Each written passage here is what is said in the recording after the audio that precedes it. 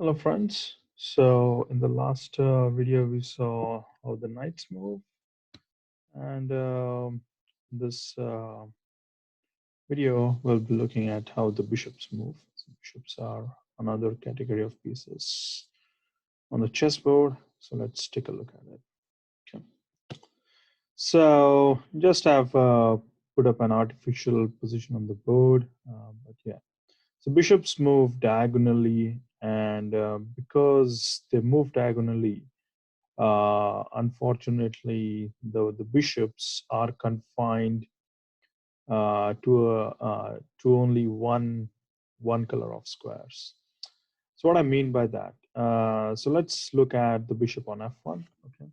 So this bishop, it's originally placed on a white square, and because the bishops move diagonally, it can move to either G2 or H3, right? These two squares, or it can move to E2, D3, C4, B5, or A6, right?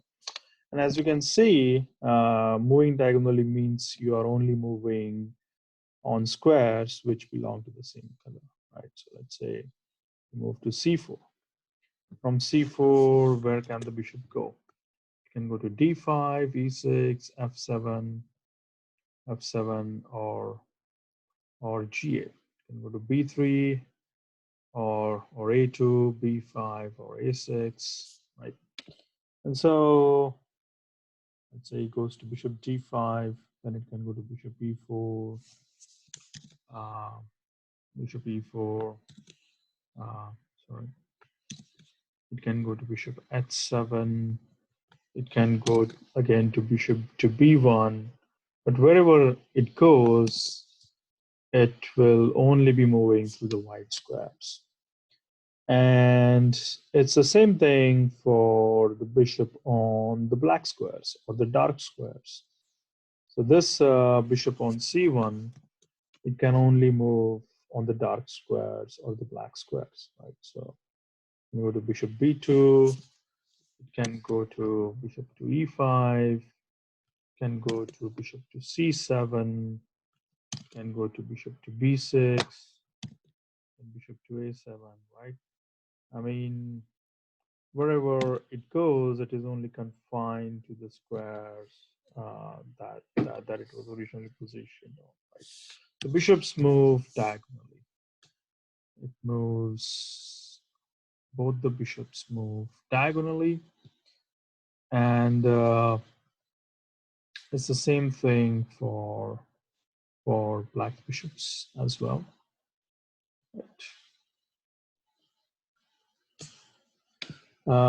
So if we try to look at how black's bishops can move, let's see, he moves here, bishop, this one bishop moves to b7, I move here, this bishop goes to f3, and as usual, a piece can capture enemy piece, right? So this bishop on f3, it can go and capture the pawn on g4. The white bishop can capture the pawn on g5.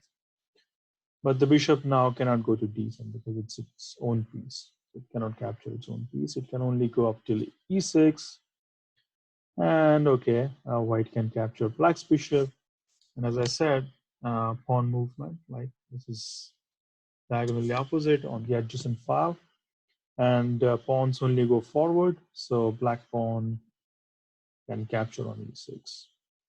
But let's say I play bishop to h4, black plays e5, and now I go bishop f6.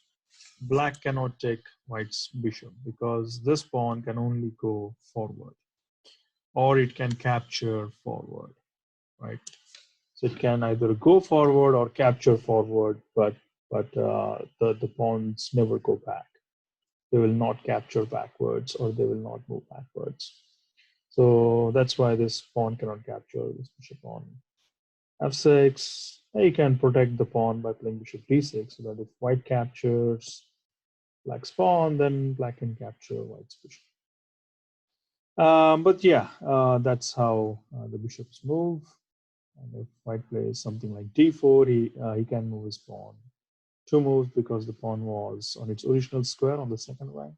Then black can also capture next pawn. So what I wanted to illustrate in this video is how the bishops move, and hopefully that's clearer to you. Both, like visually, it's very easy to determine where the bishops can go.